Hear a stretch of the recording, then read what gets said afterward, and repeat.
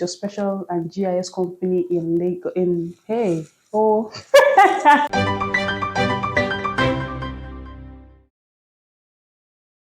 hi there. My name is Ebuchi and Diana, and here is my colleague. I'm Oluwaseun Shubesun. We are from Joint Infotech Resource Limited, a GIS company in Nigeria. We have branches in Abuja and Lagos.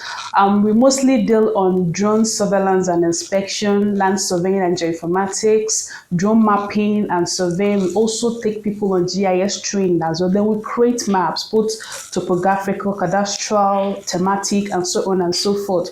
So today we are about to talk about the recent incidents that is going on in our country, Nigeria, about floods and flood victims.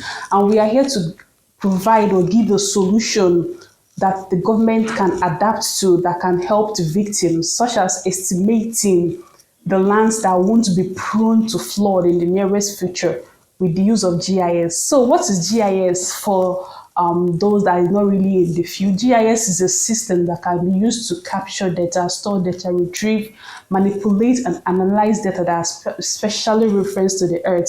So, I will leave it to my colleague to give us details on how GIS can help us. Yeah, thank you, Adriana. I really appreciate that. So GIS can be used to solve a lot of problems, but today our focus is on the flood issue, which is happening right now in Nigeria.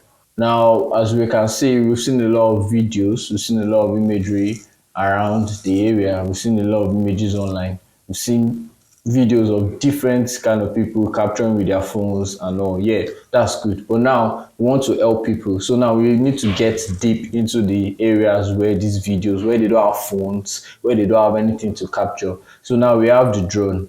There are different types of drone. We have the eye drone, we have the matrix 30 matrix, different matrix drone. We have the DJI Phantom 4, all of that, Phantom 4 Pro, Phantom 4 2.0, different types of drones. So this drone will fly them to these areas that has been flooded. By the time we fly them to this area, that we get a video capture of these areas. So by the time we go fly this drone deep inside these areas, we're able to determine the places in which some people might still be stuck in. Some people might still be in some places that they cannot get a video or send a message for help. We can get a drone to go there to see and get an overview of this particular area. This particular area in focus, we can now help determine, okay, are there still people leftovers in certain places? How can we help them get away with this drone capture? Also, we can also help determine the best place to set up IDP camps. So as far as the rain is continuous, the Cameroon Dam is open, there is still possibility that it will be expanding. Yeah. So we are trying to use GIS to make analysis and find out a place that will be more safe for them. So as we all know, this water is coming from the release of the dam from Cameroon, as I said, and it's going through River Benue. River Benue is overflowing. So now one of the best ways to solve this problem is getting a DEM. DEM is Digital Elevation Model. We can get that from USGS. That's one of the platforms we use to get that. So DEM is a model that shows the elevation and the terrain of a particular area. We can also use what's the name, different kind of drones. We can give us the height of each areas. Yeah, by the time we get image.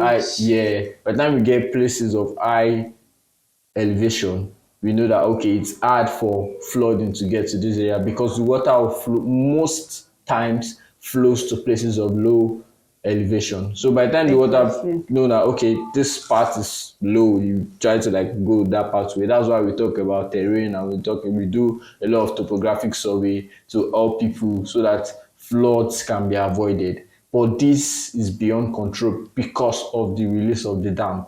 But never still, we can still help with the imagery, with the DEM, with the elevation model to know, okay, where can people stay? But where can they stay at the moment? So the digital elevation model will help us determine the highest places in the city where people can stay, where people can set up. So by the time we get the digital elevation model, we put it in our ArcGIS. We put it in ArcGIS, we analyze it, we classify them in terms of elevation and height. So by the time we do this, we're able to know that, okay, this is the place with the highest elevation. This is the city with the highest elevation. I'm not a biased man, but if we look into this, there are solutions we can provide. there are solutions we can help to know the place in Bayelsa that is of the highest height, so people can go there and stay for the meantime till a solution is given, or till they can get funds to be able to move to another city and move elsewhere. We all know a solution will be provided, but we want you to know that with GIS, lots and lots of problems Something that can be solved. done in the shortest time, like Yeah. a SAP. And about the Bayelsa man, according to reports he made, he said that most of his birds are affected with bird flu. And bird flu, and we all know, is an airborne disease, which even to human, it's not healthy. And we can even make analysis with the area survey. We can use GIS to make analysis to know area where the disease is more, like where it's more and rampant. where it's possible for people that is already, because they have workers there. People are already come across, people pick it, because it was like even told villagers they should come and pick birds. You know, we could help them in the disease control, because we could help them estimate the level at which this disease can spread. Level of exposure, yes. Like I can remember GIS was used in controlling COVID-19 at the time. Yes. So it was used, most of this mapping and the results we have, GIS was put in place to help know, okay, this is the area that Elmo's name he came from. This is the area with highest level of COVID-19, all of that. So all of those maps we see online is done with GIS. Exactly. So now the problem with this now, we can help, okay, how many people are in this particular area?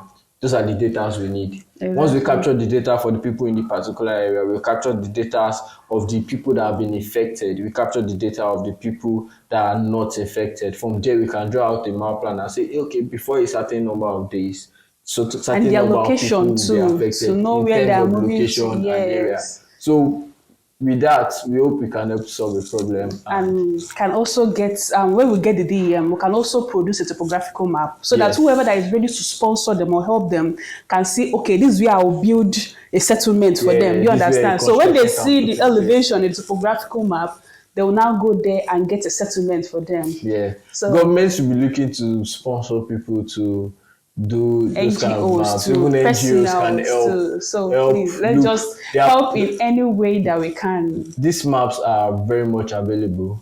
We just need to like put them in place and let people see them. So people that are of power can assist anywhere they can.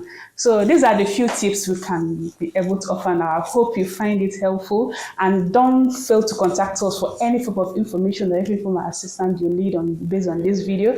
Thank you for watching with us, and do have a blessed day. Bye. Technology everywhere.